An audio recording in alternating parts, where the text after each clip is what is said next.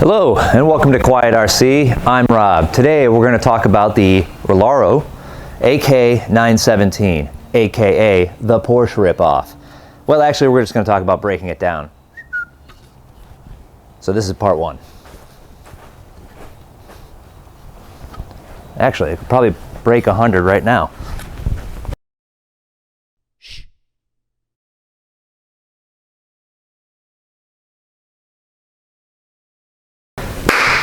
Let's talk Rlaarlo, the AK-917. There you go. As I said in the intro, also known as the Porsche 917. Modeled clearly after the Porsche 917, but clearly didn't get any licensing for it. So anyways, other YouTube people may have done fancy videos where they actually have a running and put together car, but that's not how I roll. I actually just really like to build my own, and the only way or the closest way I could get to building my own was to get the roller. The second it showed up, I don't know why, just couldn't resist, had to tear it down. So here we have all the parts laid out, pretty much everything taken apart here. I'll go into a little bit about taking apart some of this stuff and also some of the issues that I had. So one thing I want to talk about is as I was taking it apart, I made sure to try and keep all of these screws kind of together and where they came out of rather than just kind of stacking up or piling up screws, because while the Rlaarlo does come with not really an instruction manual, but kind of more of like a parts manual. It has an exploded version, but it doesn't have how to put each part together or how to put the car together, anything like that. You really have to kind of pay attention. Now, I took this part probably 3 weeks ago, and honestly I'm looking at it and I kind of don't remember where some of it goes. So I'll try to use the exploded part, the exploded diagram to put it back together. But because I lay this stuff out somewhat in kind of geographical order, as far as like, you know, fronts goes to the rear, you have left and right, things like that.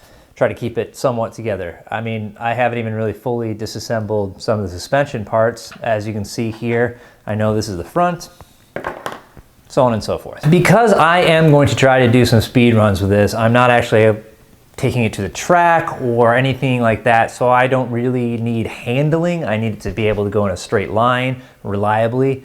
And also, because I'm trying to get speed, one of the things that I wanted to do was to kind of set it up that way. I took off a lot of the superfluous pieces because I don't really care about lighting and all of the cool tricks I did with braking and so on and so forth. On top of that, I don't have the Rlaarlo remote. I don't have the Rlaarlo receiver that has, you know, 8 channels or whatever that you have to plug in all the individual lights to get them to do the turn signals and the backfire exhaust and everything like that. So one of the things I was doing is I'm kind of collecting all those, and I'm going to see how much weight is actually taken off by taking all those pieces apart. I did weigh this to start with the body off, and then I weighed the body, so I'll put those numbers together here on the screen.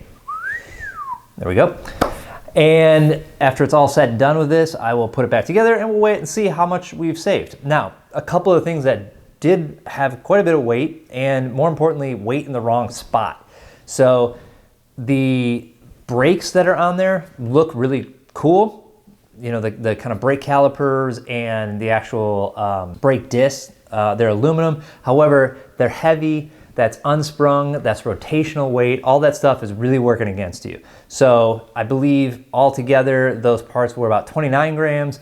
With just the plastic wheel hexes, it's like 3. I mean, that's a huge savings, especially when it's all the way out in the end there and everything like that. Up front, the camber adjustment is kind of interesting. Usually I'm used to turnbuckles on the top that will actually allow it to get your kind of camber going, but they have these little holes on top, and it's not just as simple as there are 3 specific spots. All of the holes are kind of offset. So when you take the screw out, you can actually just do incremental movements to get the camber.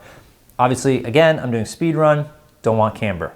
So I can take all that out, which is really nice. Going back to taking it all apart, I didn't actually find a lot of Loctite where metal screws were going into aluminum pieces. However, when I was taking apart the center drive shaft going into the spur and everything like that, they really just kind of drowned the thing in Loctite. So that was really difficult to get off. I kind of had to work at it with a flathead, I had to use a couple different Allen keys to, you know, kind of work the things apart.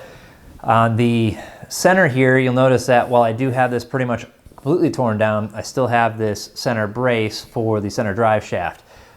I did strip out one of the screws that was either in there too tight or had too much Loctite on it, whatever. Now I'm using the really nice MIP hex drivers. So that's on Rlaarlo for using kind of maybe some inexpensive metal for the screws. Not shocking. Maybe I should replace all of them with titanium. I don't know. I'm not gonna do that quite yet. We'll get to that point. Speaking of the center, the diffs here, I took those apart and they had an okay amount of diff grease in it, but not really completely full up. I think from the research that I've done, I really want to lock down the diffs, especially the front one. So I've gone ahead and I'm going to use the Kevin Talbot trick, which is using this kind of silicone earplug material and jamming that into the diffs to really kind of almost lock them completely.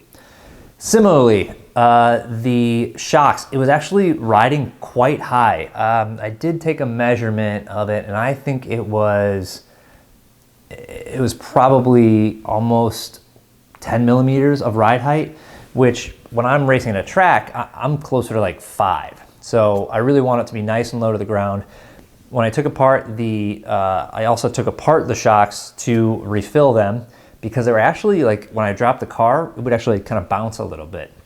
So I took them apart. I had on hand some Team Losi 100 weight, so that should make it pretty stiff. Now they're pretty stiff right now. I don't have any other springs other than what was provided to me, but now that I've gone in and actually reduced the shock shaft travel with some rubber grommets that were actually left over from some servo mounting, I may now be able to kind of tighten these down a little bit and make that a little stiffer. Certainly want the rear nice and stiff. I was just recently watching a video that Kevin Talbot was doing where he's going for a record and he straight up just put links on the back. So no suspension travel, some up front. We'll see how that works out for him. I don't know. I'm not quite there yet. I've started to just rebuild a little bit. Obviously just rebuild the shocks. The next I'm gonna do is the diff, and then we'll start to reassemble this whole thing and make sure that I'm only putting on parts that I am going to actually need on there to keep the weight down. Similarly, I think I might go with just Velcro straps to hold the battery in. I have some 2S, 3S, and 4S. Sorry, only 2S and 3S on order right now. I'm just gonna start that are better suited for this type of speed run.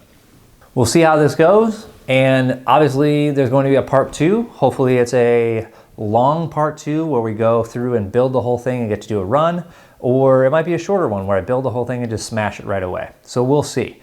Either way, please subscribe so you can catch the next video that's coming out on this. I have a bunch of other projects that are coming up, and if you could give this a like, feel free to comment. If you've done speed runs, let me know what you think. Any advice you have for me would be great. Until then, we'll talk RC again later. Thank you.